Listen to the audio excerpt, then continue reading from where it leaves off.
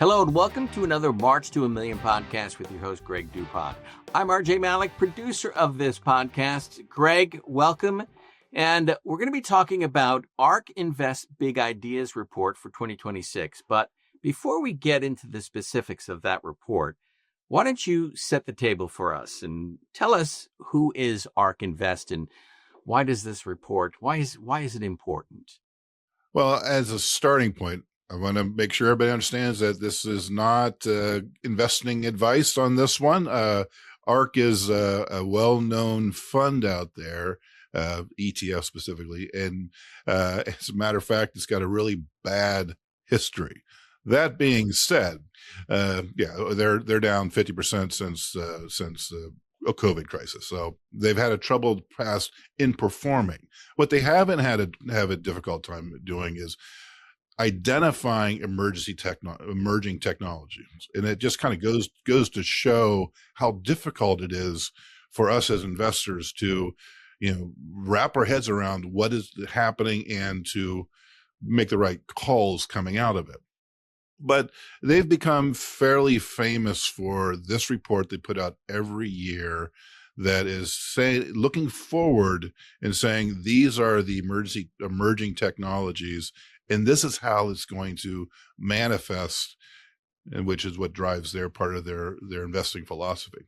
So that this big idea report, we'll put in the show notes. You can get yourself. It's a very interesting read, but we're going to hit the highlights out here today, so that you understand how this all fits in to what is our near-term horizon. Okay. So what's the big overarching thesis for this year? The basic thesis for the year is really talking about the convergence of these technologies, how this is all fully together.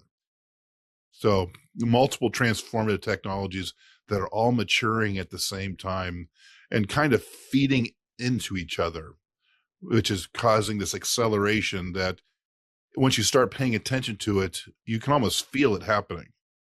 It's mind-boggling, as we talked about before the show here, some of the changes in my practice, what I'm doing, and what the technology is allowing us to do.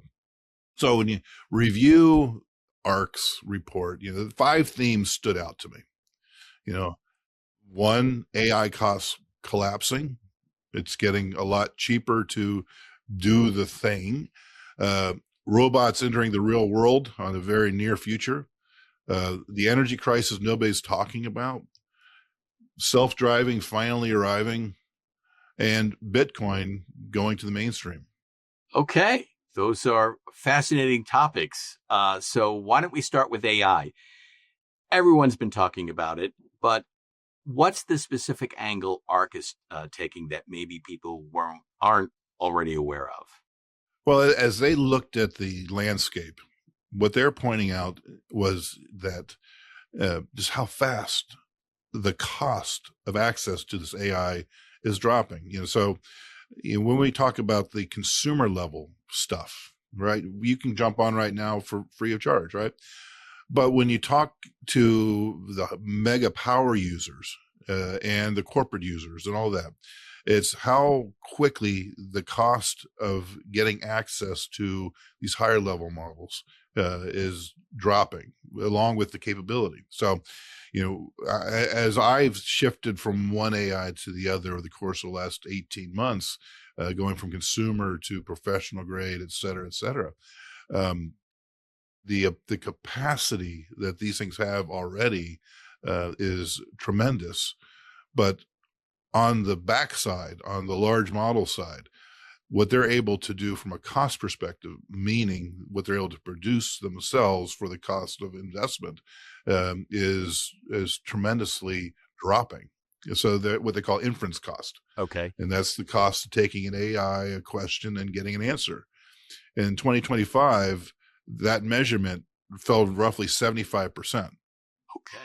And with that, ARK kind of extrapolates from that and comparing it to what happened with solar panels and semiconductors. The more you produce and use a technology, the cheaper it gets, almost on a predictable curve if we look through the past. 75% cost drop. what does that mean for a person like myself? Why should I care about that big drop? This is a new utility. Okay. Think about what happened to the cost of a phone call. In 1980, calling someone overseas was a big deal, expensive. You planned for it. Today, it's free. And AI is on the same curve, just faster. You know, things that feel like luxuries today, the concept of a personal AI assistant or AI generated medical analysis or AI tutoring for your kids. These things could be essentially free in just a few years. Wow. Okay. So what ARC highlights also a new generation of reasoning models, the AI that doesn't just answer questions, but actually thinks about problems step by step. And that's a qualitative leap, not just a speed bump. Okay. So you had mentioned AI agents earlier. Can you expand on that? Jarvis, that's the next frontier. And that's what people are really starting to experience now. Personally, I experienced it to a little level this weekend when I changed from one chat to another chat that had more agentic stuff built into it, where it's able to do more stuff on its own, where I give it a command and it goes through a process and it shows you the reasoning process that it goes through as it goes from command to output. And I'm not sure if you pay enough attention to this to have heard about the Claude bots and the multis and those kind of people, or not people, will be a question for another day. Agents that really over just the last couple of weeks, there has been a tremendous ability now in the mass market. So for people that have some training and programming to create agents that run independently of themselves, booking a calendar, drafts and sends emails, places orders, runs and writes code, all of that on behalf of the human without them lifting a finger. So, the analogy I like to use is we went from calculators and crunch numbers to computers that ran whole businesses, and agents are, kind of that jump for AI. Okay, so AI is getting smarter and cheaper. Where does ARC think that intelligence goes? What's the next step? Transforming to the physical world, literally walking out of the factories. If you have followed over the last 18, 24 months, the changes with companies like Figure and Tesla with Optimus, they're producing robots that can walk, manipulate objects, perform real tasks in real environments, not just in labs. And I'm not talking about these things you see on YouTube where the robots are dancing. Right. Or you see on some of these talk shows, they'll have a robot dog that will walk and sit and things like that. But because most of those things you see that look so fantastic, especially on the humanoid form, is really just motion capture stuff, guys behind the scenes, just like when they're filming an Avengers movie. But in that situation, they've got a bunch of people in suits, and then the robot is mimicking that, okay? Not thinking itself. But companies like Figure and Tesla, they're actually coming up with autonomous robots that are human form. Okay, so, but people have been talking about, and you mentioned movies, and that's the first thing I thought about when you started mentioning robots. We've been seeing robots for decades in TV shows and movies. So what makes ARC think that this time it's going to be different and it's actually going to come to fruition? The cost curve is the key difference here. The same story as AI. Just like early smartphones were big, expensive bricks. And now everyone has one, right? And so ARC and others the path they see is robot hardware following a similar path. But there's a big driver behind all this, and that is economic necessity. In the US, Europe, Japan, China, populations are aging. Birth rates are falling. There simply aren't enough workers for manufacturing, logistics, and specifically for our clientele, elder care. Huh. So it's not just a cool tech story. It's potentially a solution to a real labor shortage. Okay, but at the same time, isn't there a concern about robots taking our jobs? I mean, I still want to work. So I don't want a robot taking my job right That's part of where I come from, and when I state that we are heading to tremendous societal disruption as all this absorbs. Their framing in ARC is that that the robots are likely to fill roles that are genuinely hard to staff, physically demanding, repetitive, sometimes dangerous work. Why is Tesla building theirs? They're building theirs so that they can land on the moon and build the colony before the humans get there. There is going to be displacement, but are they jobs that we are really looking to fulfill right now? The more provocative question they raise is, what happens to the economy when you can essentially deploy a workforce at scale on demand? What's that longer term puzzle look like? That's the big question that we won't be answered until it actually happens. So, interesting. That's just fascinating to me. So let's just move on a little bit here and let's talk about energy. This feels like a thread that connects a lot of what you're describing. AI needs power. Robots need power. What does ARC say about where that energy comes from? This was one of the more underappreciated parts of the report. AI data centers are projected to be one of the fastest growing sources of electricity demand over the world in the next decade. And we're talking about a potential strain on grids that were not built for this. And that's forcing a rethink of how we generate power. Well, that's a huge concern. So what is the answer? Solar, more gas? What is our future with this? Well, ARC points heavily to nuclear. And if you think about small nuclear reactors, modular reactors, or SMRs, they call it, and they're smaller, potentially cheaper and faster to build than traditional nuclear reactors. Several of the big tech companies are already signing deals with nuclear operators specifically to power their data centers. And solar and battery storage also get a lot of attention in the report because costs there continue to fall dramatically. ARC seeing a distributed energy storage changing that equation. But here in my backyard, I've got a data center a quarter of a mile from my house, so they built one. And we are on one of the main trunks of natural gas feeding the state of Ohio. And Amazon is going to be tapping into that trunk to create a power generator on site. And Ohio, Pennsylvania, whatever, with fracking and all the natural gas, there was just a not quite announcement yet, but very much we're just waiting for the pomp and circumstance of a brand new, huge gas-generated electric generator in southeastern Ohio. So that's what's happening. It's energy is becoming a tech story. It used to be a utility story, boring, slow moving.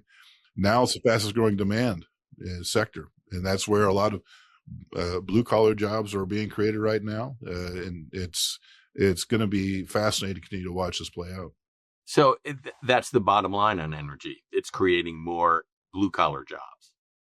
Yeah. Eating the tech is going to eat white collar jobs, while the demand for tech is going to create blue collar jobs through this transition period. Interesting. Boy, that really flips the script when I was young, and I'm sure the same thing with you because we're pretty close in age. When you were in high school, I know my parents were, college, you're going to college and, you're going to have a white collar job, but that's not necessarily the ticket anymore. So, I find that, a very fascinating conundrum that is coming our way. Well, that's part of my concern about societal unrest. We've got many kids that are, 30 and younger, that we've made that social contract. You go to college, get a white collar job, learn coding, son. Computers, computers, computers. And those jobs are going to disappear at a very rapid rate. Okay, I'm sorry that we're ending that section on a note that's not very cheery, but let's move on to self-driving cars. Now, I know Tesla has experimented with it, and I've been hearing about self-driving cars, it seems like forever. Is ARC just saying the same thing that we've been hearing for the last 10 or 15 years? Yeah, that's a fair reaction. It's almost like we've been told to get flying cars for so long, right? But we're never going to get them, right? Those are on their way too. But here's the difference.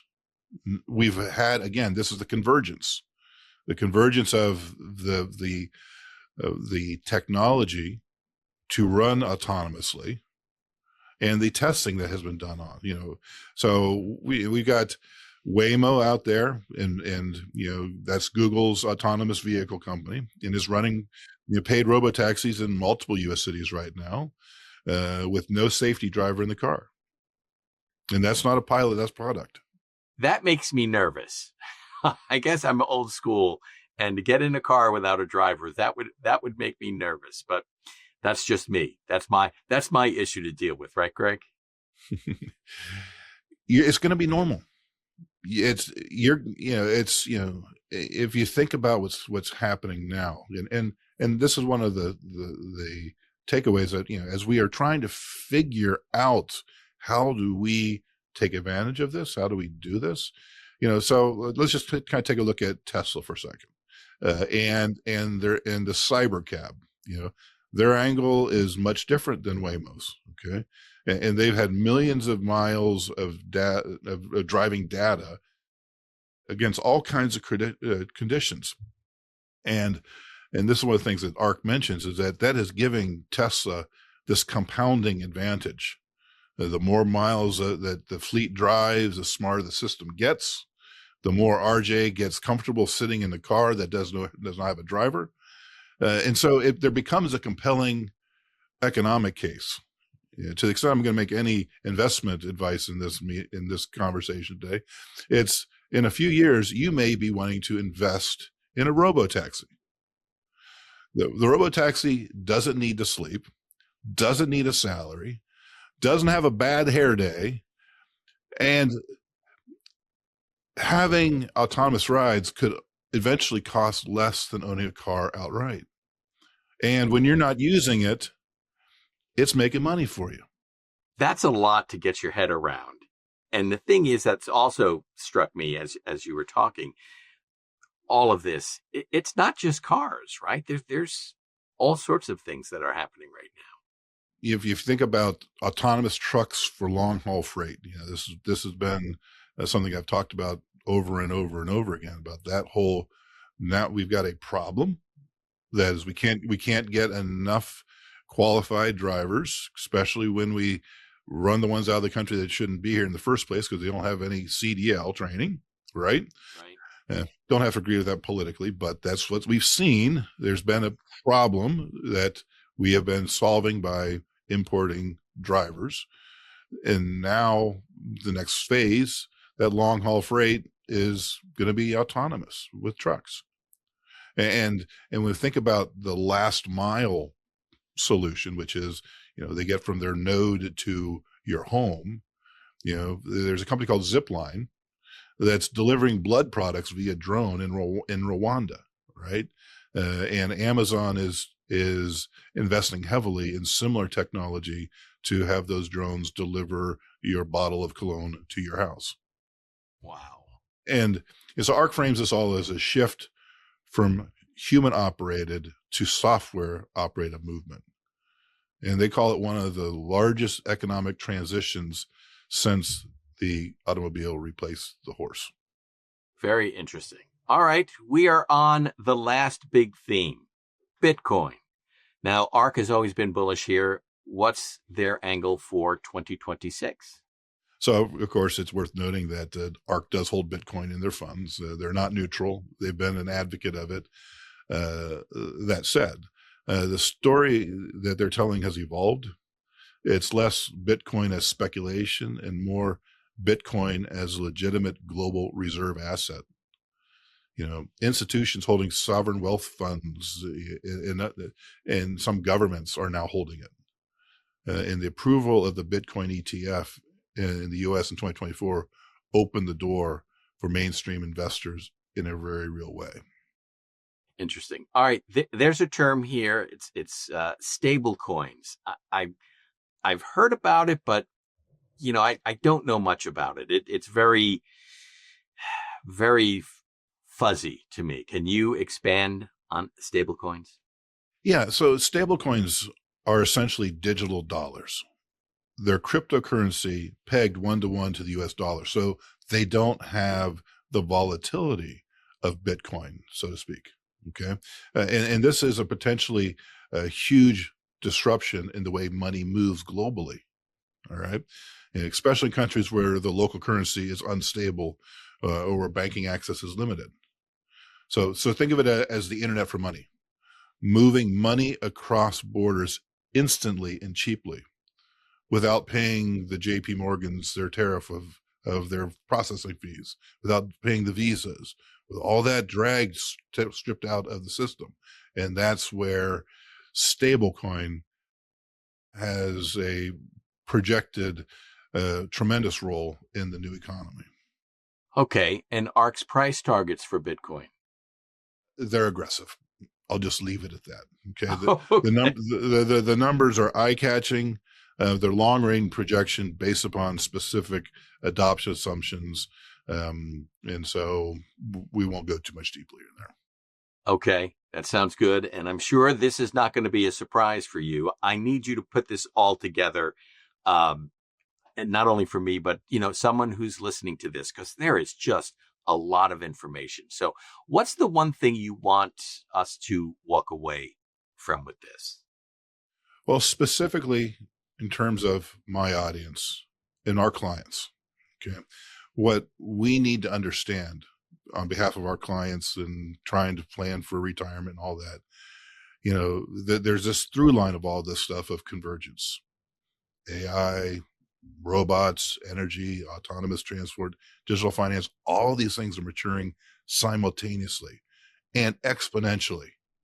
And that's what, the disruption that we're about to experience is so much more than we have ever experienced as a society because of the chase of pain, the pace of change, not the total amount of change, although that's going to be mind-boggling. But we have exponential change potentially. And so we need to be able to help our clients understand and navigate this change. When the white collar wipeout hits, how do we protect for that? When we've got the market adjusting, shall we say, because if you think about how much of the market is driven by white collar, right? And if you think about how much of it is driven by what was programming, that it's not going away. All of these things are going to be incredibly disruptive. But the underlying belief in what looks like is going to happen is when we get to the other side, there's going to be some tremendous future. And this is why I am such an advocate of putting a floor under your clients' assets so that they can sit back, watch what's happening, feel, hey, this is disruptive enough, but at least I know I'm good. And then when the other side comes, I'm going to be a willing and loving participant in it. All right. Oh, but how about some healthy skepticism from you? Well, the skepticism comes from the dark story. There is tremendous technological growth that could happen here. And that disruption is going to hit somewhere around the next election cycle. And where do we go from there? When we have this societal upheaval, do we continue to go down the path that has been shepherded by the current administration in terms of promotion of the Bitcoin, in terms of accelerating energy production, all those kind of things to foster this change based upon the perception that we need to win the AI race? Okay. If that continues, if that ends up being blamed for all of this, then we could see this pendulum swing so violently to the other side of the political spectrum that we have a completely different world politically. And how does that all play out? That's what I'm going to have my popcorn and watch and try to guide people through. Wow. That's a lot. That was a lot. And there's a lot there that I'm going to listen to this again so I can absorb all the information you've passed on. And thank you, Greg, for walking us through it. Can you give us your contact information in case someone wants, to hear from you? Best place to start into my ecosystem is just go to www.gsdupont.com, or you can reach me on LinkedIn or send me an email directly, greg@gsdupont.com. Okay, that sounds good. And appreciate you sharing that information with us. It was fantastic. And if you've not subscribed to the March to a Million podcast, make sure you do. If you know of an estate planning attorney, financial advisor, or a client who really needs this information, please make sure you share this podcast with them. So for Greg DuPont, I'm RJ Malik, and we'll see you on the other side of the mic very soon.